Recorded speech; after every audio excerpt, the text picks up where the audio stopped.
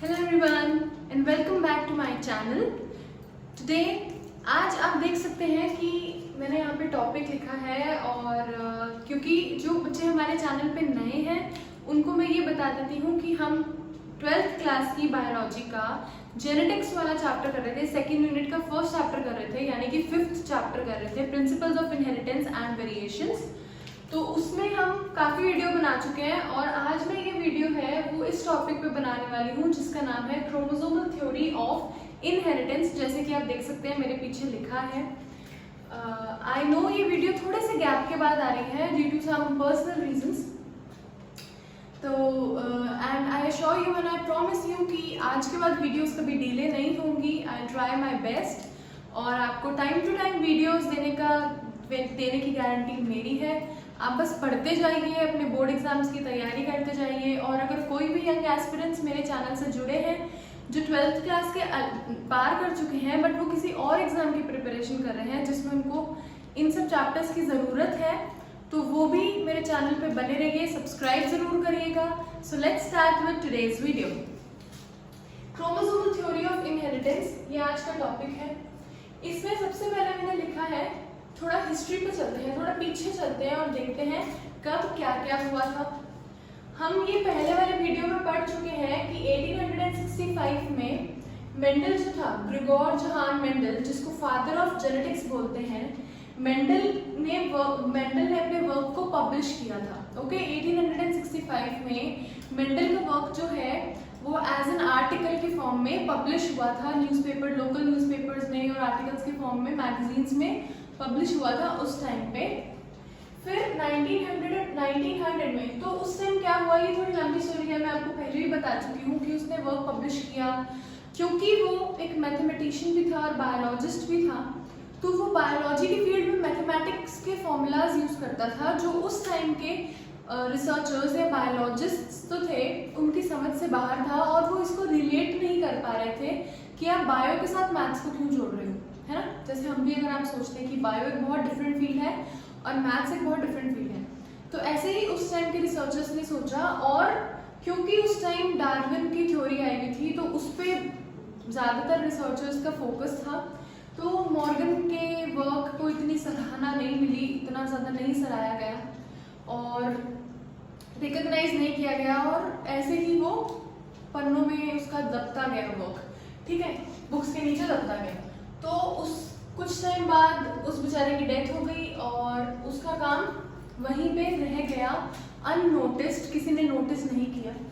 1900 में 3 साइंटिस्ट्स आए थे, डीवरीज, कॉरेंस और टशमार्क, वॉन टशमार्क करके 3 साइंटिस्ट थे। तो उन्होंने जब कोशिश करी पढ़ने की क्रोमोसोम्स के बारे में, जीन्स के बारे में, तो उन्होंने देखा कि जो उन्होंने डिस्कवरी करी वो ऑलरेडी एक इंसान कुछ साल पहले वो अपना आर्टिकल के फॉर्म में पब्लिश करके जा चुका है, बट उसके वर्क को किसी ने नोटिस नहीं किया। तो वो 3 इतने भले थे, मेंडल के नाम पे उन्होंने उस वर्क को वापस निकाला। आजकल ऐसा नहीं देखने को मिलता, आजकल यही भागदौड़ में रहते हैं कि हमने काम किया तो हमारा ही नाम आ गया है, भले ही वो ऑलरेडी काम कोई कर चुका है बट हम अपना नाम आगे दिलवाना चाहते हैं। बट उस टाइम ऐसा नहीं हुआ। वो तीनों साइंटिस्ट बहुत समझदार थे, उन्होंने उस काम को मेंडल के नाम पे वापस से पब्लिश किया। उसका काम रिकग्नाइज हुआ कौन से साल में, 1900 में। 1902 में, क्योंकि तब तक माइक्रोस्कोप का इन्वेंशन हो गया था, तो न्यूक्लियस, सेल डिवीजन, क्रोमोसोम्स, ये सब कुछ चीज़ें पता लगने लगी थी। तो 1902 में सटन एंड बोवरी करके 2 साइंटिस्ट थे, सटन एंड बोवरी, उन्होंने एक थ्योरी दी, एक थ्योरी इजाद की जिसका नाम था क्रोमोसोमल थ्योरी ऑफ इनहेरिटेंस। क्योंकि उस टाइम तक क्रोमोसोम्स की डिस्कवरी हो गई थी, माइक्रोस्कोप आ गया था, तो सटन एंड बोवरी ने क्रोमोसोमल थ्योरी ऑफ इनहेरिटेंस दी, ठीक है। अब chromosomal theory of inheritance as such कुछ नहीं है, इसमें जो मेंडल ने अपने टाइम में जीन्स या फैक्टर्स करके जो भी चीज़ें बताई, सटन एंड बोवरी ने अपनी थ्योरी में उस चीज़ को थोड़ा सा चेंज करके वहाँ पर क्रोमोसोम वर्ड ऐड कर दिया। बस ये क्रोमोसोमल थ्योरी ऑफ इनहेरिटेंस थी। तो आइए मैं बताती हूँ आपको कि मेंडल्स के लॉज या मेंडल के वर्क और सटन एंड बोवरी की थ्योरी में कौन कौन सी चीजें डिफर करती हैं या कौन कौन सी चीजें मैच करती हैं। ठीक है, दोनों चीजें देख लेते हैं। मेंडल के वर्क के बारे में हमें आइडिया है कि मेंडल के प्रिंसिपल्स क्या थे। ठीक है, सबसे पहले ये था कि उसने जो जीन्स आज हम बोलते हैं उसको उसने फैक्टर बोला था, और उसने ये बोला था कि फैक्टर करके कोई चीज होती है जो कि एक जनरेशन से दूसरी जनरेशन इनहेरिट होती है। ठीक है, पास ऑन होती है। तो सबसे पहला पॉइंट में यही है कि जो फैक्टर्स जिसको आज हम जीन्स बोलते हैं वो पेयर्स में प्रेजेंट होते हैं। मैंने आपको बताया था, सपोज ये एक जीन है। ठीक है, टॉलनेस एक कैरेक्टर है उसका और ये एक जीन है। तो इस जीन में ये जीन जो है ये पेयर में प्रेजेंट है क्योंकि दो है कंट्रास्टिंग। सो सॉरी, बारिश का मौसम है और बड़े बड़े कीड़े मकोड़े नाम तो चलता नहीं है। ओके, तो पेयर्स में प्रेजेंट होते हैं जीन्स। ठीक है, इन जो पेयर है ये पूरा जीन है, ये जो पेयर है इसको एक दूसरे के अलील्स बोलते हैं। ये सब टर्मिनोलॉजी में ऑलरेडी पहले एक्सप्लेन कर चुकी हूँ कि जीन्स क्या होता है, अलील्स क्या होते हैं, क्रोमोसोम्स क्या होते हैं। ये टर्मिनोलॉजी ऑफ जेनेटिक्स करके मेरी एक वीडियो है। जो बच्चे नए हैं और जो पहली बार मेरे चैनल पे विजिट किया है वो जाकर देख सकते हैं कि कौन कौन सी टर्म्स यूज होती हैं जेनेटिक्स के इस चैप्टर में। ओके, तो मेंडल ने ये बताया था कि जो फैक्टर्स जिसको हम जीन्स बोलते हैं वो पेयर्स में प्रेजेंट होते हैं और इन पेयर्स को अलील्स बोलते हैं। ठीक है, अब सटन एंड बोवरी का देखते हैं कि क्या डिफरेंस आया। क्रोमोसोम्स, इसने फैक्टर्स नाम लिया था, इसने क्रोमोसोम्स नाम लिया। ठीक है, क्योंकि तब तक क्रोमोसोम की डिस्कवरी नहीं हुई थी। Chromosomes which have these genes और factors are present in pairs. तो इसने ये बोला कि जीन्स जो है वो पेयर में प्रेजेंट होते हैं। सटन एंड बोवरी ने ये बोला कि जीन्स तो प्रेजेंट होते ही हैं बट जो जिन क्रोमोसोम्स के ऊपर जीन्स प्रेजेंट होते हैं वो क्रोमोसोम भी पेयर में प्रेजेंट होते हैं अपने सेल में। ठीक है, जैसे समझ रहे हैं ना इसने, क्योंकि तब तक क्रोमोसोम आ गए थे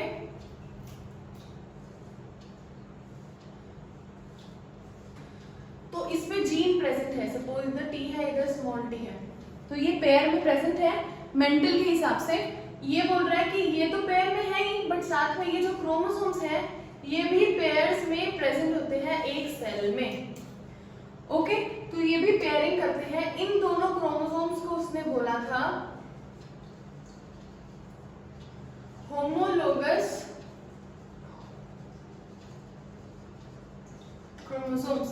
homologous chromosomes Sutton and Boveri ने नाम दिया कि ऐसे क्रोमोसोम्स जो पेयर्स में प्रेजेंट होते हैं और जिन पे सेम टाइप ऑफ जीन्स या एलील्स प्रेजेंट होते हैं उन्हें होमोलोगस क्रोमोसोम्स बोलते हैं, मतलब जो सेम टाइप के जीन्स दिखा रहे हैं। ओके, नेक्स्ट था मेंडल के प्रिंसिपल के हिसाब से separation of factors occur at the time of gamete formation. अभी हम पढ़ चुके हैं ऑलरेडी कि जब गैमेट का फॉर्मेशन होता है, जब F1 F2 ऑफस्प्रिंग्स बनते हैं तो उससे पहले गैमेट्स बनते थे। ठीक है, तो जो ये फैक्टर्स थे, जीन्स थे, सपोज ये था, ये तो पेरेंटल जनरेशन थी। ठीक है, अब ये सपोज एक जीन है, ये एक जीन है। ओके, तो ये जीन है, जब गैमेट फॉर्मेशन होंगे तो ये अलील्स जो है इसके सेपरेट हो जाएंगे। Separation of factors occur at the time of gamete formation. Gamete formation के टाइम जो फैक्टर्स है वो सेपरेट हो जाते हैं, ये मेंडल ने बताया था। अब सटन एंड बोवरी के हिसाब से क्या है, chromosomes of the homologous pair gets separated during gamete formation. यहाँ पे उधर फैक्टर्स का था, इधर क्रोमोसोम के बारे में बताया है। ये दो होमोलोगस क्रोमोसोम्स हैं। ठीक है, ये दो क्रोमोसोम्स हैं, इन्हें होमोलोगस क्रोमोसोम बोला। तो अगर ये क्रोमोसोम्स जो है ये सपोज पेरेंट का है, ये कैपिटल टी है स्मॉल टी है। ओके, होमोलोगस ले लेते हैं हम, कैपिटल टी है कैपिटल टी है। ठीक है, तो जब गैमेट फॉर्मेशन होगा तो ये दोनों क्रोमोसोम्स सेपरेट हो जाएंगे। गैमेट फॉर्मेशन के टाइम ये दोनों क्रोमोसोम सेपरेट हो जाएंगे, तो एक क्रोमोसोम इधर चला जाएगा, एक क्रोमोसोम इधर चला जाएगा, ठीक है। तो ये सेपरेट हो गए। तो सटन बोवरी ने यही बोला कि chromosomes of the homologous pair gets separated during gamete formation. वहां पे फैक्टर्स या जीन्स को सेपरेट किया था और यहाँ पे क्रोमोसोम्स, होमोलोगस क्रोमोसोम का जो क्रोमोसोम है उनको सेपरेट किया, ठीक है। यहाँ तक अगर आपको कोई भी डाउट आया आप कमेंट्स में जरूर लिख के मुझे बताइएगा। नेक्स्ट, जो मेंडल के प्रिंसिपल्स के हिसाब से एलील्स और factors assort independently, independent assortment वाला लॉ हमने पढ़ा था, ठीक है। तो उसके हिसाब से जो एलील्स हैं या फैक्टर्स हैं, जीन्स हैं, वो इंडिपेंडेंटली असॉर्ट होते हैं। मतलब सपोज ये है, ठीक है, इंडिपेंडेंटली असॉर्ट होते हैं। मतलब ये ए जो है वो इस बी के साथ जा सकता है और ये ए जो है ये इस बी के साथ भी जा सकता है। इसकी मर्जी है, ये इंडिपेंडेंट है, ये किसी के साथ भी जा सकता है। कैपिटल ए कैपिटल बी के साथ भी जा सकता है, कैपिटल ए स्मॉल बी के साथ भी जा सकता है। ये मेंडल ने बताया था कि जो एलील्स हैं या फैक्टर्स हैं इंडिपेंडेंटली असॉर्ट होते हैं, मतलब इंडिपेंडेंटली जा सकते हैं किसी भी और जीन की एलील के साथ, ठीक है। अब सटन एंड बोवरी ने क्या बोला देखते हैं। क्रोमोसोम्स असॉर्ट इंडिपेंडेंटली, इसने ये बोला जो क्रोमोसोम्स हैं वो भी अपने आप को इंडिपेंडेंटली असॉर्ट कर देते हैं। ज्यादा डिफरेंस नहीं है, सिर्फ जीन्स मतलब या फैक्टर्स और क्रोमोसोम्स, इन दोनों का ही डिफरेंस है। जहां पे भी आपको फैक्टर्स या जीन्स या एलील्स वर्ड दिखे तो आप समझ लेना कि ये मेंडल के वर्क के बारे में बात हो रही है, और जहां पे भी क्रोमोसोम्स के बारे में बात हुए तो आप देख लेना कि सटन और बोवरी की थ्योरी के बारे में ही बात हो रही है, ठीक है। तो क्रोमोसोम्स असॉर्ट इंडिपेंडेंटली, अभी मैंने आपको बताया था कि क्रोमोसोम्स जो है वो सेपरेट हो जाते हैं गैमेट फॉर्मेशन के टाइम। तो अब ये जो गैमेट बने थे, रिकॉल कीजिए पिछली वीडियोस जिसमें मैंने आपको मोनोहाइब्रिड डाइहाइब्रिड क्रॉस के बारे में बताया था। जब पेरेंट्स के गैमेट्स असॉर्ट होते थे, मतलब सेपरेट हो जाते थे, तो मेल का कोई भी एक गैमेट फीमेल के किसी भी एक गैमेट के साथ जाके फ्यूज हो जाता था। तो ये इंडिपेंडेंट असॉर्टमेंट है, ठीक है, वो किसी एक से जुड़े हुए नहीं है, सारे एलील्स सेपरेट हो जाते थे। तो क्रोमोसोम में भी यही है। सपोज ये कैपिटल ए वाला क्रोमोसोम है, ये स्मॉल ए वाला क्रोमोसोम है, ये सेपरेट हो गए, और ये कैपिटल बी वाला क्रोमोसोम है, ये स्मॉल बी वाला क्रोमोसोम है। तो ये कैपिटल ए कैपिटल बी वाले क्रोमोसोम के साथ भी जा सकता है और कैपिटल ए स्मॉल बी वाले क्रोमोसोम के साथ भी जा सकता है। ऐसे ही स्मॉल ए के साथ भी होगा, ठीक है। तो ये था सटन और बोवरी की थ्योरी। आई होप आपको आज की वीडियो बहुत शॉर्ट एंड स्वीट थी, क्योंकि इसमें सिर्फ क्रोमोसोमल थ्योरी ऑफ इनहेरिटेंस के बारे में बताया था। आई होप आपको ये चीज समझ आ गई हो। बहुत ज्यादा फर्क नहीं है, सिर्फ मेंडल के प्रिंसिपल्स और जो अभी क्रोमोसोम की डिस्कवरी के बाद सटन और बोवरी ने थ्योरी दी थी, उसके बीच में डिफरेंस ही बताते हैं कि कहाँ पे फर्क है। सब चीजें सेम है, बस एक वर्ड का डिफरेंस है, फैक्टर्स और क्रोमोसोम्स, ठीक है। So that's all for today's video. किसी को भी कोई भी प्रॉब्लम हो कमेंट में जरूर बताएं, और हैशटैग क्वेश्चन करके आप जरूर लिखिएगा। मैं हैशटैग क्वेश्चन जिसका भी होगा उसका आंसर जरूर दूंगी। एंड अगर आपको पसंद आई हो तो लाइक का बटन जरूर दबाएं and share it with your friends. Subscribe करना ना भूलें। Thank you so much, have a good day.